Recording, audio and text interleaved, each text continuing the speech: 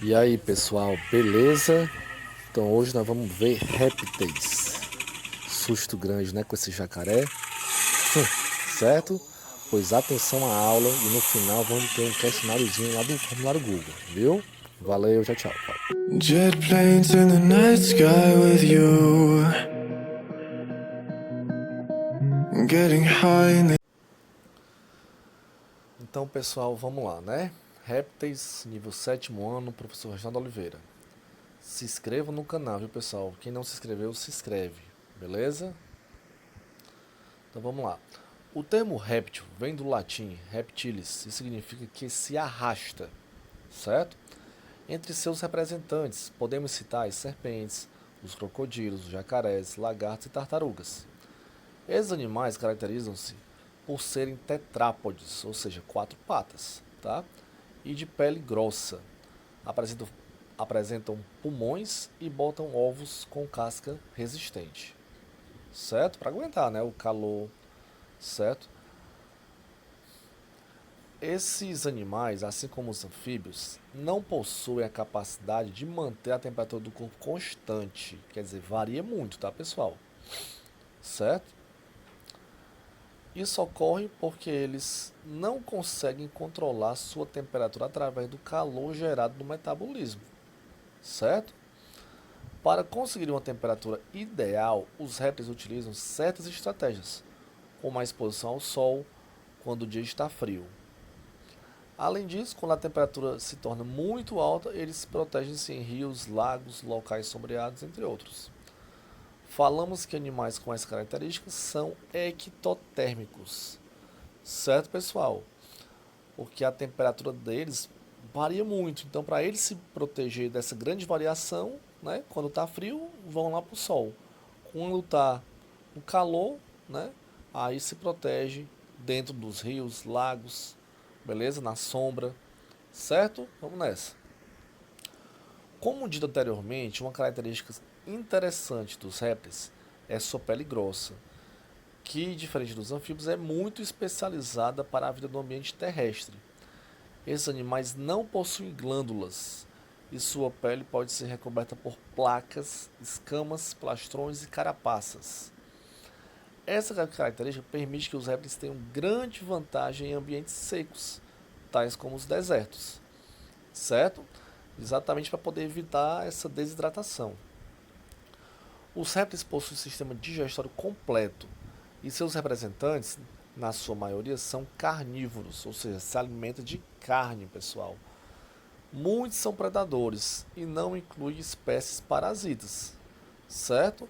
Ou seja, eles só vão atrás de matar algum animal para comer, porque são carnívoros, certo? Eles não são parasitas, ou seja, eles não são como os carrapatos, como os piolhos que se agregam em algum animal, em algum ser vivo e suga, né? Se alimenta lá do sangue daqueles animais, para aqueles animais ficarem doentes e morrerem. Então, parasita é isso, que é diferente dele, tá bom? Parasita é aquele animal que vai infectar algum outro animal, certo? Para o animal ficar doente e morrer. O predador não, o predador ele vai atrás do animal para poder matar, é uma caça, certo? Vai caçar algum ser vivo. Esse grupo de vertebrados possui respiração pulmonar muito eficiente, certo? É bem evoluída. Diferentemente do grupo dos anfíbios, os répteis não necessitam da pele para complementar suas trocas gasosas. Lembrando, né? Não bote sal em sapo, porque no momento que você bota um sal em sapo, certo? Vai tampar os porozinhos que servem de respiração. Aí ele morre de asfixia, de falta de ar, beleza? Então o réptil é diferente, ele não tem esses poros, ele não respira pela pele, tá bom? O pulmão dele já é super evoluído, beleza? Sua circulação é dupla e incompleta. O coração apresenta 4 cavidades, porém os ventrículos não são completamente separados. Os crocodilianos, grupo que inclui jacarés, crocodilos, possuem ventrículos separados. Certo? O ventrículo é aquela parte do coração, assim como nós temos. Certo? No coração dos mamíferos, são 2 átrios e 2 ventrículos. Certo? Eles excretam ácido úrico, que é uma substância que não necessita de água para ser eliminada, exatamente para a economia dele, certo? Essa característica é extremamente importante em um grupo que vive em ambientes com pouca disponibilidade de água, claro, para poder economizar água. Além disso, possui um sistema nervoso constituído por encéfalo e nervos que saem da medula espinhal. Apresentam um sistema sensorial com grandes adaptações, como os órgãos de Jacobson, que possui função olfativa, e as falsetas loreais, que conseguem captar o calor, ajudando assim na localização das presas. Certo? Olha, isso aí são adaptações interessantes para os répteis, para eles sobreviverem ao ambiente, né? Para ir atrás de presa e tudo. Ok? A fecundação é geralmente interna e o desenvolvimento não apresenta fase larval. Professor, o que é uma fecundação interna? É aquela fecundação que acontece dentro do corpo da fêmea, certo? Assim como os mamíferos, né? Fecundação interna. O desenvolvimento do embrião ocorre dentro do corpo da fêmea, certo? E não apresenta fase larval, ou seja, o desenvolvimento é direto. Não precisa de fase larval, não precisa de larva, como o caso dos anfíbios, lembra? Grande parte das espécies desse grupo apresenta órgãos especializados para a cópula, certo? Cópula é para juntar a genitália masculina com a feminina, beleza? A maioria dos seus representantes é ovípara, porém existem espécies que são ovovivíparas. O ovo desses animais protege o embrião contra a dissecação graças à presença de uma casca, certo? Uma casca bem resistente. É mais resistente, por exemplo, do que o ovo da galinha, certo? Nesse ovo aparecem os chamados anexos embrionários, tais como o saco vitelínico, responsável pela nutrição do embrião, bolsa amniótica, certo? Que é uma bolsa de água que protege contra a desidratação e choques mecânicos. O alantoide, que é responsável pelas trocas gasosas e excreção. E o córeo, que é para proteção, certo? Além de colaborar com a respiração. Beleza? Então são algumas adaptações que existem dentro dos ovos dos répteis, certo? Para poder obter o melhor desenvolvimento possível do embrião deles. Podemos classificar os répteis em 4 ordens principais. A primeira delas, quelônios.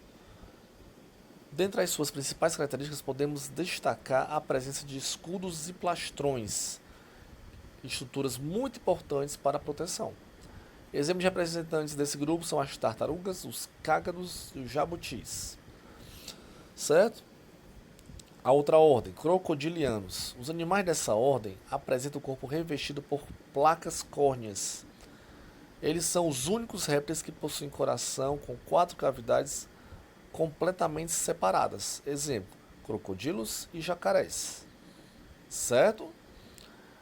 As cavidades são os ventrículos e os átrios, ok? E a última ordem são os escamados. Inclui os representantes que possuem corpo recoberto por escamas. Não está dizendo, né? Escamados. Recoberto por escamas. Exemplo, cobras, que são os ofídeos, e lagartos, que são os lacertídeos. Beleza?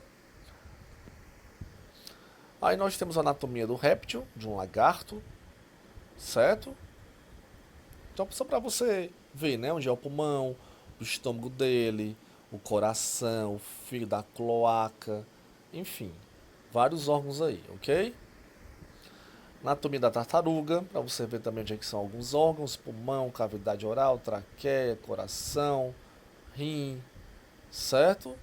Para você analisar direitinho, beleza? Qual a diferença, pessoal, entre o crocodilo e o jacaré? Você sabe qual é? Então acompanha, olha, o jacaré é o primeiro de cima e o crocodilo é o de baixo. Acompanha a diferença, bem simples. A diferença mais visível, pessoal, está nos dentes, certo? Todos os crocodilianos apresentam o 4º dente do maxilar inferior, né, a parte de baixo, certo? Hipertrofiado, eu marquei até com a setinha aí, certo? e encaixado numa cavidade lateral na parte externa da boca. Certo? Então esse de cima é o crocodilo e o de baixo é o jacaré. Só isso. Beleza? Aí uma outra característica que não é tão marcante assim é os jacarés têm focinho largo e arredondado, enquanto os crocodilos têm a cabeça mais afilada. Além disso, os crocodilos possuem nas escamas do ventre os chamados poros glandulares, que é a característica ausente nos jacarés.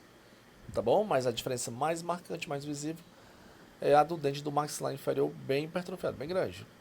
Certo? Assinalado na nossa setinha amarela. Anatomia aí dos ofídeos ou serpentes. Pessoal, interessante aqui, tá? No geral, presta atenção, toda cobra é venenosa, certo? Mas existem as peçonhentas e as não peçonhentas. O que é uma cobra peçonhenta? É aquela que tem algum mecanismo para injetar o veneno no organismo de outros animais, certo? Como os dentes ocos, por onde passa o veneno. As não peçonhentas, elas não têm essa adaptação, certo? Então, no geral, toda cobra é venenosa. Só que tem as que conseguem injetar o veneno e as que não conseguem. Beleza? Então as que conseguem injetar são as peçonhentas. E as que não conseguem injetar, que não tem esse dentão, essa adaptação, são as não peçonhentas. Beleza, pessoal? Então até a próxima e faz nossa atividade lá no formulário Google. Beleza? Valeu, tchau, tchau. E aí, você gostou? Legal, né? Show de bola!